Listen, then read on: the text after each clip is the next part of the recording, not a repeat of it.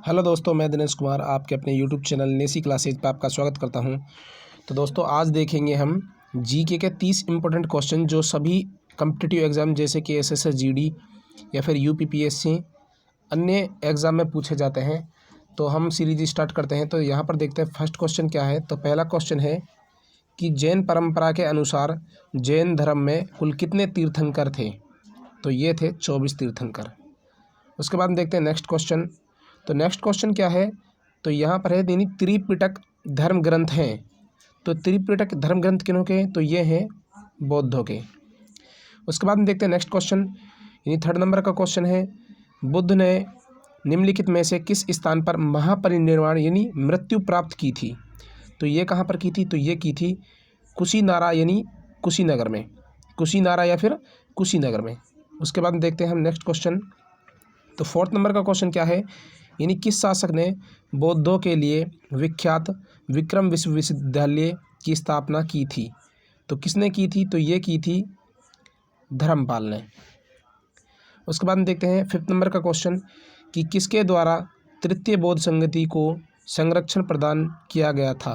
तो ये किसके द्वारा किया गया था, तो ये किया गया था अशोक के द्वारा। उसके बाद देखते हैं हम नेक्स्ट क्वेश्चन। तो नेक्स्ट क्वेश्चन क्या है, यानी बौद्ध ग्रंथ पिटकों की रचना निम्नलिखित में से किस भाषा में की गई थी। तो ये किस भाषा में की गई थी, तो ये की गई थी पाली भाषा में। अगर वीडियो आपको पसंद आए तो वीडियो को लाइक करें, शेयर करें और चैनल पर नए हैं तो चैनल को सब्सक्राइब करें। अब देखते हैं यहाँ पर नेक्स्ट क्वेश्चन। तो सातवें नंबर का क्वेश्चन है हमारे पास में, यानी किस शासक के शासनकाल में नेपाल में बौद्ध धर्म का गमन हुआ था। तो किस शासनकाल में हुआ था, तो ये हुआ था हमारे पास में यानी अशोक के शासनकाल में। उसके बाद देखते हैं आठवां क्वेश्चन, सांची क्यों विख्यात है, यानी सांची है जो वो क्यों विख्यात है। तो ये है अपने बड़े बौद्ध स्तूपों के कारण। यानी सांची में क्या है, सांची में सबसे अधिक बड़े और बौद्ध स्तूप हैं। उसके बाद देखते हैं नेक्स्ट क्वेश्चन। तो नेक्स्ट क्वेश्चन क्या है, यानी 9वें नंबर का क्वेश्चन है, महावीर का जन्म किस क्षत्रिय गोत्र में हुआ था। तो ये किस में हुआ था, तो ये हुआ था जात्रिक में। किस में हुआ था, तो ये हुआ था जात्रिक गोत्र में। हाँ तो दोस्तों, उसके बाद में देखते हैं 10वां क्वेश्चन कि महावीर की माता कौन थी, यानी महावीर की माता कौन थी। तो ये थी त्रिशला, यानी त्रिशला कौन थी, ये थी महावीर की माता। उसके बाद में देखते हैं हम 11वें नंबर का क्वेश्चन। तो 11वें नंबर का क्वेश्चन क्या है, यानी बौद्ध धर्म द्वारा अपने धर्म की दीक्षा किया जाने वाला अंतिम व्यक्ति निम्न में से कौन था। तो दो बौद्ध धर्म की अंतिम दीक्षा थी, तो अंतिम व्यक्ति कौन था वो, तो ये था हमारे पास में सुभद्र। कौन था, तो ये था सुभद्र। और ये क्वेश्चन यूपीपीएस में आया हुआ है। उसके बाद में देखते हैं नेक्स्ट क्वेश्चन, यानी 12वां क्वेश्चन कि प्राचीनतम विश्वविद्यालय कौन था। तो प्राचीनतम विश्वविद्यालय कौन था, तो ये था हमारे पास में नालंदा विश्वविद्यालय। जो कब बना था, तो ये बना था 800 BC में। कब बना था, ये बना था 800 BC में। उसके बाद में देखते हैं नेक्स्ट क्वेश्चन, यानी 13वें नंबर का क्वेश्चन। तो 13वें नंबर का क्वेश्चन क्या है, तो ये क्वेश्चन है कि यानी किस भाषा में ज़्यादा प्रयोग बौद्धवाद के प्रचार के लिए किया गया था। तो किस भाषा का किया था, तो ये किया था पाली भाषा का।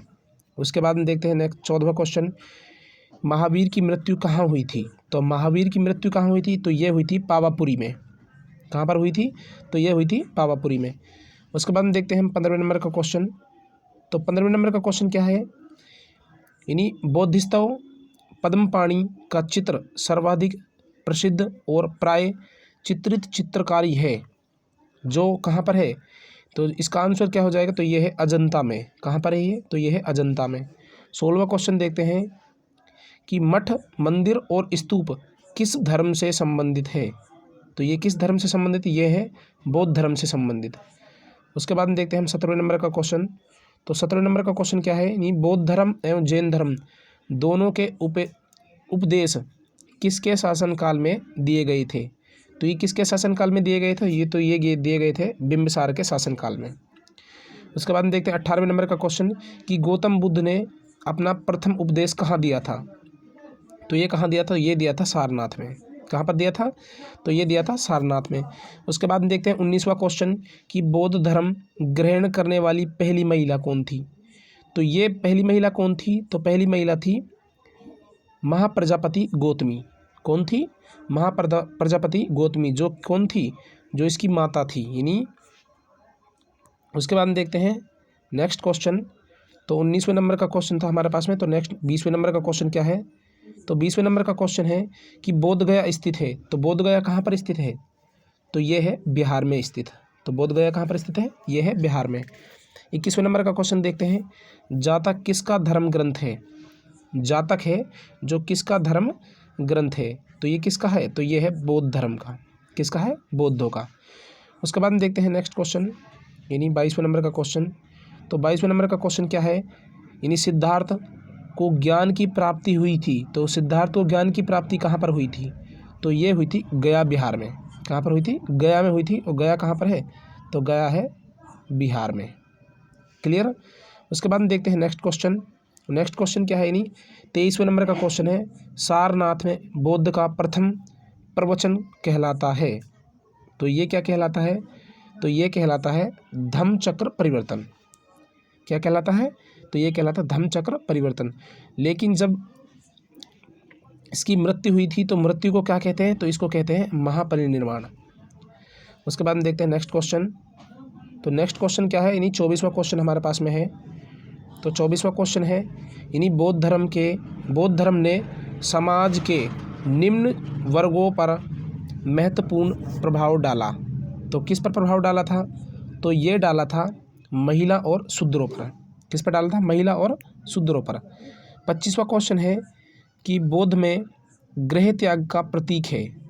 जो बौद्ध धर्म है उसमें गृह त्याग का क्या प्रतीक है?